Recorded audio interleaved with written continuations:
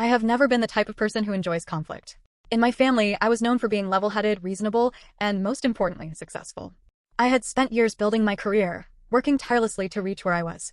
At 40, I held a high-ranking position at a marketing agency, owned my own apartment in Boston, and lived a peaceful, drama-free life. I wasn't perfect, of course, but my reputation within the family was solid. I didn't meddle in arguments, never spread gossip, and always helped when I could. And then came Melanie. My niece had been spoiled her entire life. Her parents, my sister Linda and her husband George, never denied her anything. As a child, her entitled attitude seemed harmless, just the usual whims of a little girl who was used to getting her way. But by the time she turned 21, it had become a real problem. She had never worked a day in her life, had no qualifications, and believed that the world owed her everything on a silver platter. One day, she called me out of the blue and made an announcement. "Aunt Sarah, I want to work at your company." She didn't ask if there were any openings, didn't inquire about qualifications, didn't even ask about the salary. She just declared that she wanted the job. "We don't have any open positions for beginners," I said as gently as possible. "But it's your company," she huffed. "Can't you just hire me?" "No, it's not my company. I just hold a management position.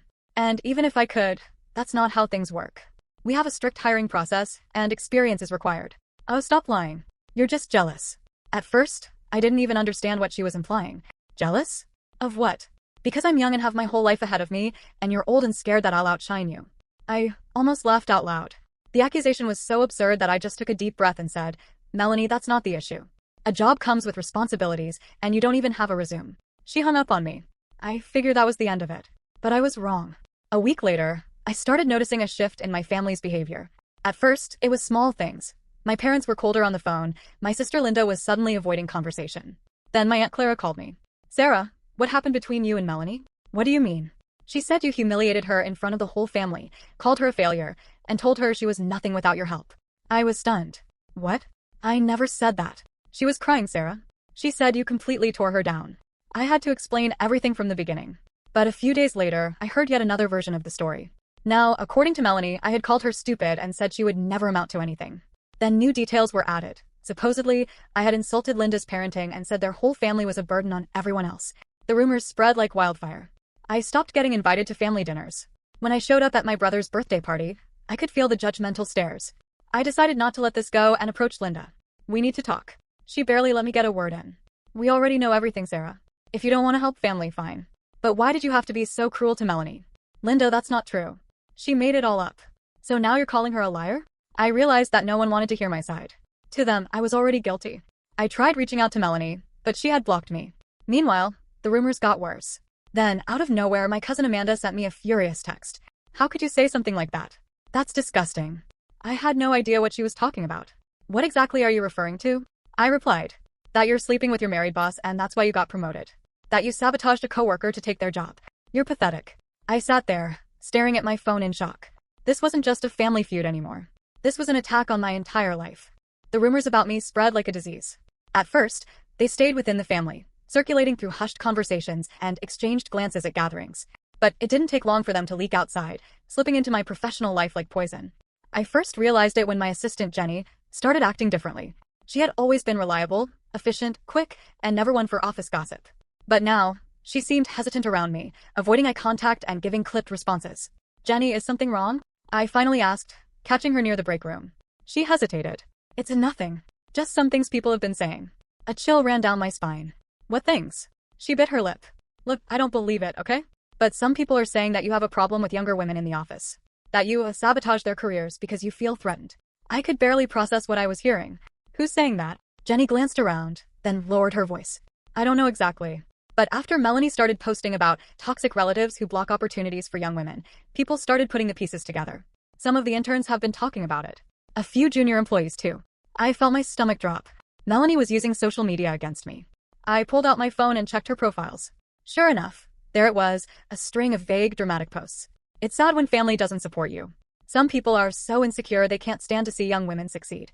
Gatekeeping opportunities is just another form of abuse. If you can't uplift others, you don't deserve your success. Some people build their careers on stepping over others. One day, karma will handle them. The comment sections were filled with support. "OMG, I totally get this. Toxic older women are the worst. Ugh, I hate people like that. They pretend to be role models but are just bitter inside. Expose them, girl. They don't deserve to silence you." I clenched my jaw. Melanie had turned me into some kind of villain, a bitter, aging woman hell-bent on ruining the lives of younger females. And the worst part? People believed her. At first, I told myself to ignore it. Social media thrives on drama, and people love picking sides without knowing the full story. But then things started changing at work. A meeting with my team turned awkward when Claire, a junior strategist, barely spoke the entire time. Normally, she was full of ideas. But now, she wouldn't even look at me. "Claire, everything okay?" I asked as the meeting ended. She hesitated. "Yeah. Just thinking." 2 days later, I found out she had requested a transfer. And it didn't stop there. A client I had worked with for over 5 years, an upscale fashion brand, suddenly pulled out of a campaign without explanation.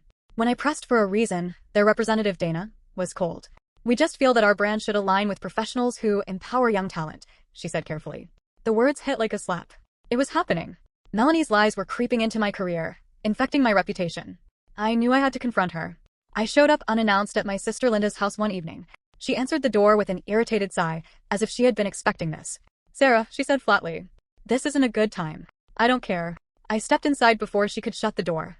"Where's Melanie?" "In her room," Linda muttered, arms crossed. "But I don't see why you need to talk to her. She has the right to share her experiences." "Her experiences?" I laughed bitterly. "She's lying, Linda. She's spreading absolute garbage about me, and it's affecting my job." Linda's expression hardened. "Oh, so this is about you then? Your job, your reputation? Not about how Melanie feels." I couldn't believe what I was hearing. "She's ruining my life." Linda sighed dramatically. "She's just venting, Sarah. Maybe you should ask yourself why so many people believe her. If there wasn't some truth to it, would they?" I was speechless. Linda had chosen a side, and it wasn't mine. Before I could say another word, Melanie appeared at the top of the stairs, her phone in hand. She smirked. "Wow, Aunt Sarah, you're really going crazy over this, huh?" I marched up to her. "You need to stop." She shrugged. "I'm just sharing my experiences. If people agree, that's not my fault." Her casual indifference made my blood boil. "You're lying about me." She arched a brow. "Am I? Or are you just upset that people finally see the real you?" I had never wanted to slap someone so badly in my life. Instead, I turned to Linda. "You're really going to let her do this? Watch her destroy my career over some childish grudge." Linda didn't even flinch. "Maybe this is a lesson for you, Sarah. Actions have consequences." I couldn't take it anymore. I turned and stormed out. But the damage was done. The next day at work, I walked into a meeting only to find my boss, Jonathan, already sitting with 2 members of HR. My heart pounded. "Sarah," Jonathan said carefully, "we need to talk." I sat down, already knowing what was coming. "We've received concerns about your behavior," one of the HR reps said. "Specifically, allegations that you have created a toxic work environment for younger employees." I felt like I was drowning. "This is insane," I said. "Where are these allegations coming from?" Jonathan gave me a pained look. "There's been a lot of talk online. It's gained traction." My entire body went cold. Melanie's lies had reached my workplace. And now, my entire career was on the line. I sat in my apartment, staring at the cold blue glow of my laptop screen. My career was hanging by a thread, my reputation in shambles, and all because of a spoiled little liar who had decided to ruin me for the sake of attention. Melanie's posts had gained traction, spreading like wildfire. Every time I opened social media, I saw more comments, more accusations, more people who had never met me calling me a bitter, jealous woman trying to crush young talent. Even people in my professional circle were starting to pull away. I had 2 choices. I could let her win, or I could fight back. I chose to fight. I started by going through every single message Melanie had ever sent me.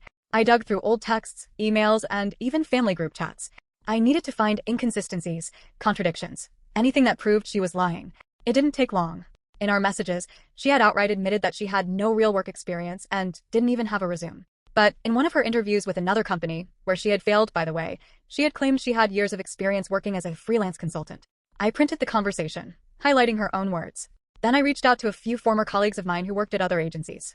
2 of them, Mark and Alicia, had actually interviewed Melanie when she applied to their firms. Mark called me first. "Oh my God, Sarah, I didn't even realize she was related to you," he said. "Yeah, she was a total disaster in the interview. She barely answered any of our questions. When we asked about her experience, she just kept saying she was naturally talented and didn't need formal training." "Did she say anything about me?" I asked, holding my breath. Mark hesitated. "Actually, yeah. She name-dropped you, said you were her mentor and had been gatekeeping her from opportunities because you were intimidated by her potential." My stomach turned. Alicia called next, and her report was even worse. "She was rude, entitled, and completely unprepared," Alicia said bluntly. "We asked her to provide an example of a campaign idea, and she just laughed and said, 'I don't do grunt work.' When we told her she wasn't a fit, she rolled her eyes and said, 'That's fine. I don't need you. My aunt will regret not hiring me soon.'" I printed their statements, too. Then, I turned to social media. I scrolled through Melanie's posts and started screenshotting inconsistencies. In one post, she had claimed I told her she was too young to succeed, but in another, she wrote that I only promote young women who flatter me. Which was it? Had I crushed young talent, or had I surrounded myself with it? I compiled everything, messages, statements, proof of her contradictions, into a massive folder. Then I called a family meeting. At first, no one wanted to come. Linda ignored me, and my parents were hesitant. But when I told my father, I have proof that Melanie has been lying to all of you, he sighed and agreed. He must have pressured the others because 2 days later, everyone gathered at my parents' house. Melanie arrived last, strolling in like she owned the place, her phone in hand. Oh wow, is this an intervention? She sneered, taking a seat. Sarah, you're acting desperate. I ignored her and placed my laptop on the table, connecting it to the large screen in the living room. I want everyone to listen carefully, I said, my voice steady. You've all heard Melanie's version of events. Now, it's time to hear the truth. Linda scoffed. Sarah, this is ridiculous. I clicked the first file. It was a recording of my call with Mark. His voice echoed through the room. Yeah, she was a total disaster in the interview. She said she didn't need formal training.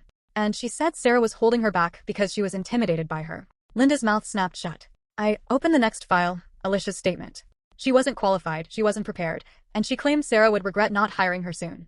I turned to Melanie. So you failed your own interviews. And instead of admitting it, you decided to make me the villain. She shifted uncomfortably. That's just their opinion.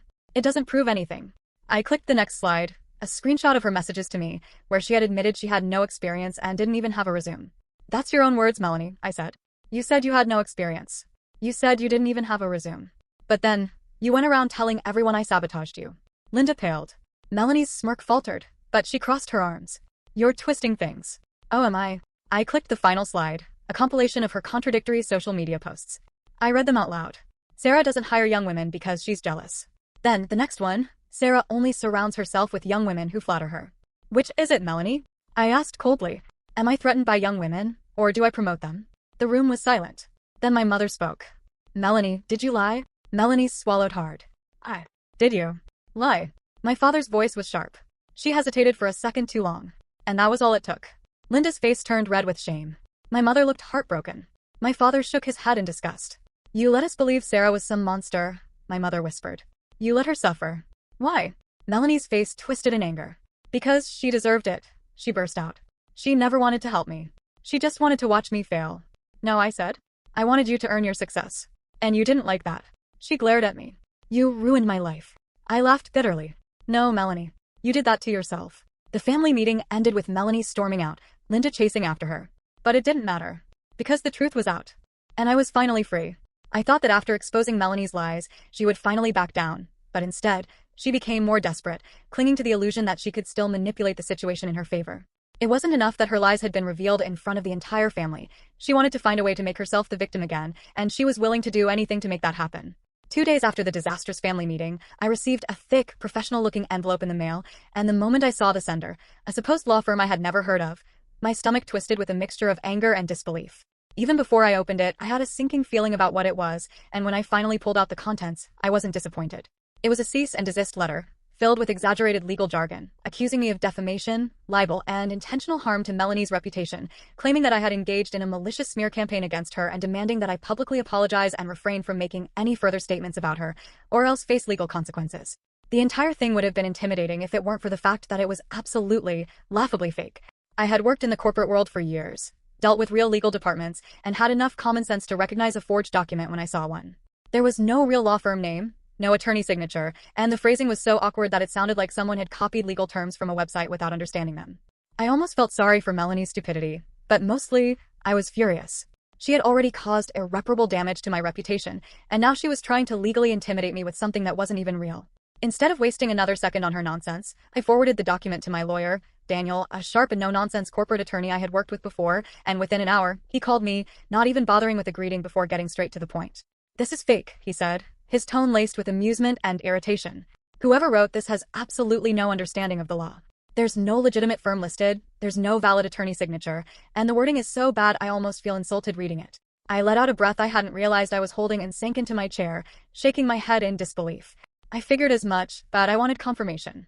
So she really has no case. None, Daniel said immediately. In fact, if she actually tries to pursue this further, she's the one who could get into serious trouble for attempted fraud.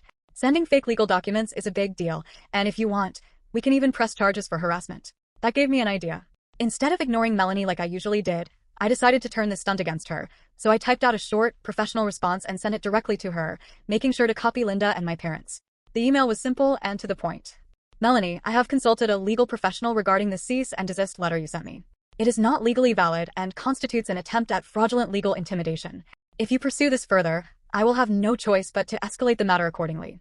It didn't take long for her to react. My phone rang within minutes, and the second I answered, Melanie's shrill, panicked voice screeched through the speaker. You have no right to involve a lawyer, she shouted, her voice shaking with fury. I smirked, leaning back in my chair as I let the satisfaction settle in. You involved a fake one first, I said calmly, letting her sit with the weight of her own stupidity. There was a long pause on the other end of the line before she snapped. You think you're so smart, don't you? I exhaled, rolling my eyes. I don't have to be smart to see through your garbage, Melanie. Without another word, I hung up, feeling a deep sense of relief knowing that her pathetic attempt at legal intimidation had backfired spectacularly. But as satisfying as it was to watch her scramble, it was only the beginning of her downfall. While she had been busy trying to threaten me with a fake lawsuit, she had failed to realize that the consequences of her actions were catching up with her in ways she couldn't escape. The first real blow came when her lies reached the administration at her university, something she clearly hadn't anticipated when she started throwing around false accusations of professional discrimination. Since some of the companies she had slandered during her little social media rampage were directly affiliated with her school, word had made its way back to the administration, and they weren't happy. 2 weeks after her fake cease and desist, Melanie received a disciplinary warning from the college administration, and from what I heard, it wasn't a gentle slap on the wrist. Apparently, she had been summoned for a private meeting with the Dean of Student Conduct, Professor Caroline Briggs, a woman with a reputation for being completely ruthless when it came to disciplinary action. I didn't hear about the meeting firsthand, but my cousin Amanda, who still kept in touch with some students, called me afterward to give me the details. Melanie was crying in the dean's office, Amanda said over the phone, unable to hide the schadenfreude in her voice. Apparently, Professor Briggs didn't hold back. She told Melanie that she had embarrassed the school, violated ethical conduct policies, and could be expelled if she pulled something like this again. I grinned, picturing Melanie sitting in that office, for once in her life unable to manipulate her way out of trouble. Was she actually expelled? I asked, hoping that this nightmare would finally be over. Not yet, Amanda admitted, but she was put on academic probation, and if she gets into any more trouble, she's done. Also, none of the professors want to work with her anymore. She's basically blacklisted. As much as I hated everything Melanie had done to me, I had to admit that knowing she was finally facing real consequences was deeply satisfying. But the hits didn't stop there. The next major blow came from Linda and George, and this was the one I truly never saw coming. After years of spoiling their daughter and enabling her entitlement, Melanie's parents finally decided they had had enough. My mother called me 2 days later, and the moment she spoke, I knew something big had happened. Linda and George have cut off Melanie's allowance. I almost dropped my phone. What? They're done supporting her financially? My mother continued, her voice heavy with a mixture of exhaustion and quiet satisfaction. George was furious when he found out she tried to send you a fake legal threat. Linda, of course, had initially defended Melanie, but after her college put her on probation, even she couldn't ignore how deeply Melanie had screwed up. George, on the other hand, was completely fed up. He told her, "You want to be an adult? Fine. Pay your own bills," my mother added, and I could practically hear the eye roll in her voice. For the first time in her life, Melanie had no financial safety net. No more monthly allowances, no more credit cards funded by her father, no more last-minute bailouts whenever she screwed up. And she absolutely lost it. Within days, she was begging her friends for money, but her last remaining supporters were already turning on her. The final nail in the coffin came when her name was blacklisted from hiring lists. Companies had been talking, and her reputation as a liar had spread fast. Even those who had never interacted with her directly knew that hiring Melanie was a risk they weren't willing to take. By the end of the month, she was completely unemployable. No money, no job prospects, no future. And I moved on. I thought I had finally seen the last of Melanie. After she lost her financial support, after her college put her on probation, after her friends abandoned her, and after she was effectively blacklisted from every company she had hoped to work for, I assumed she would disappear from my life entirely. But Melanie had one thing that had always kept her going: delusion. She had lied, manipulated, and sabotaged her way through life for so long that she genuinely believed she could talk her way out of this too. It started with a text message. "Melanie, hey, Aunt Sarah. Can we talk?" I stared at my phone for a long moment before locking the screen and setting it aside. I wasn't stupid. She didn't want to talk. She wanted to do what she always did: charm, manipulate, and twist things to her advantage. I ignored the message. The next day, she tried again. "Melanie, look, I know things got out of hand, but I think we should put the past behind us. Family is more important than this drama. Family is more important than this drama." The same family she had gleefully turned against me. The same drama that she had single-handedly created. I let the message sit unanswered. Then came the email. Subject: "Let's fix this. Sarah, I know you're mad at me, and I don't blame you. I admit that I may have exaggerated a few things, but I was in a really bad place at the time. I just wanted a chance, and I felt like you were shutting me out. I don't want us to be enemies. Can we talk? I think if we work together, we can turn this around." I leaned back in my chair, shaking my head. There it was, the classic non-apology. I may have exaggerated a few things. No real accountability, no mention of the damage she had caused, and worst of all, no willingness to admit her lies publicly. She wanted to fix things, but she wasn't willing to do the one thing that mattered: clear my name. I ignored the email. A week passed, and then Melanie switched tactics. One evening, I was walking home from work when I saw her waiting outside my apartment building. She looked different. Her hair was unkempt, her makeup was smudged, and her usual arrogant smirk was gone. For a brief moment, I almost felt sorry for her. "Aunt Sarah, please," she said as I approached. "Can we just talk?" I stopped a few feet away, keeping my voice even. "There's nothing to talk about." She exhaled sharply, her eyes darting around as if searching for the right words. "I know I screwed up. I know I said things that weren't true. But I never meant for it to go this far. I lost everything. My job, my friends, my future." "You did that to yourself," I interrupted, crossing my arms. She swallowed hard. "Okay, I get that. But I need your help. If you could just talk to people for me, maybe." I laughed bitterly. "You want me to fix your reputation? After everything you did?" "I'll admit I lied," she blurted out. "I'll tell the family. I'll tell my friends. Just help me get my life back." I raised an eyebrow. Publicly. She hesitated. And that was all I needed to see. I shook my head, turning toward the entrance of my building. "If you're not willing to admit the truth where it matters, then we have nothing to discuss." "Sarah, please." I didn't stop. I didn't look back. I walked inside, closed the door, and let the past stay where it belonged. But Melanie wasn't done yet. Her final act of desperation came a week later, when I got called into an urgent meeting at work. When I walked into the conference room, I was met by my boss, Jonathan, and 2 members of HR. My stomach sank. "What's going on?" I asked, taking a seat. Jonathan sighed. "We received an anonymous complaint about you, Sarah." I felt my body tense. "What kind of complaint?" One of the HR representatives, a woman named Lisa, slid a printed email across the table. "It accuses you of workplace harassment, favoritism, and fostering a toxic environment for younger employees." I picked up the paper and scanned the text. It was the same tired nonsense Melanie had spread before, repackaged into a formal-sounding complaint. But this time, she had gone a step further. She had forged fake testimonies from supposed former employees who claimed I had personally sabotaged their careers. I set the paper down and exhaled slowly. "This is Melanie." Jonathan nodded. "I figured as much." Lisa adjusted her glasses. "We're already in the process of verifying the claims. Several of the supposed employees listed don't even exist in our records. Others have already denied writing any statements. It's clearly a fabricated complaint." "So what happens now?" I asked. Jonathan leaned forward, folding his hands together. "We're handling it internally, but we're also forwarding it to legal. Filing a fraudulent workplace complaint is a serious offense. If we can confirm it was Melanie, she could face legal consequences." I stared at him stunned. "You mean she could actually be charged for this?" Lisa nodded. "Yes. Companies don't take this kind of falsified complaint lightly. If we pursue it, she could be looking at criminal charges for defamation and fraud." For the first time since this nightmare started, I felt something close to closure. Melanie had spent months trying to ruin me, but in the end, she had destroyed herself. Within days, the complaint was officially debunked. My company made an internal announcement stating that no evidence of misconduct had been found and reaffirming my standing in the company.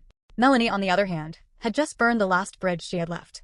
When word got out that she had filed a fraudulent workplace complaint, her college was notified, and she was officially expelled for misconduct. Linda and George, who had already cut her off financially, were completely done with her. My mother told me that George had kicked her out of their house, telling her that she had to figure it out on her own. With no job, no degree, no financial support, and no allies left, Melanie was completely alone. And I moved on. I repaired my relationships with the family members who had doubted me. I focused on my career, rebuilding my reputation with the people who truly mattered.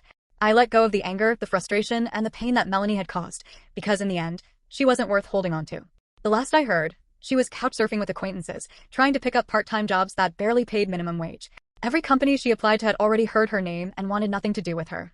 She had spent her entire life believing she could manipulate the world into giving her everything she wanted. But in the end, her lies caught up with her. And she had no one to blame but herself.